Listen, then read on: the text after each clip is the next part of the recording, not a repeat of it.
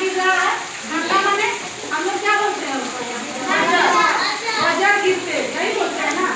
तो ठंडा गिरने पर अगर घर में रहो तो सबसे पहले बिजली का कोई भी उपकरण माने टीवी, फ्रिज, किसी के घर में जो मोबाइल लगा हो चार्ज में, ये सब तुरंत खोल देना चाहिए, है ना।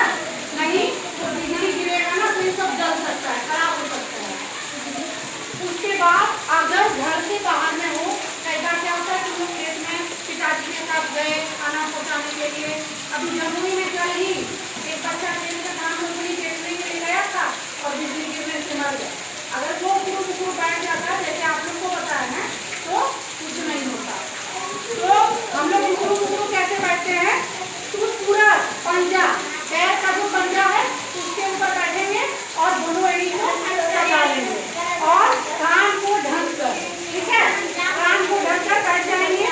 एक दूसरे से अगर मान लो 4-5 सहेली गई हो और एक साथ जा रही हो और एक साथ ही बैठ गए तो नजदीक रहोगे तो बिजली गिरेगा, इसीलिए नजदीक से कट के नहीं बैठना है, थोड़ा 100 फीट की दूरी पे, ठीक है ना। उसके बाद है कि बड़े पेड़ से दूर रहे, कभी भी बड़ा पेड़ के पास नहीं रहना चाहिए, जब भी रहिए छोटा झाड़ी उड़ी के पास या जहाँ पेड़ ना हो वहाँ पे, ठीक है। सूखी जगह पर रहें, कोशिश कीजिए कि अगर सूखा जगह है तो वहीं रहेंगे, क्योंकि आप लोग जानते हैं बिजली गिरने से पहले ठंडा गिरने से पहले बिजली चमकता है ना, और बिजली चमकता है उसके बाद ठंडा गिरता है, तो हम लोग पहले ही सावधान हो जाएंगे। वैसे ये बादल गरज भी रहा तो इसके बाद भी बिजली गिर सकता है।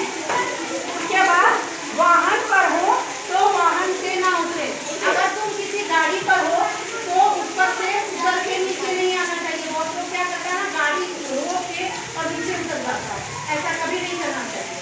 गाड़ी का जो टायर रहता है ना रबड़ का रहता है और रबड़ में करंट नहीं आता है, तो तुम्हें तो मालूम है, तो इसलिए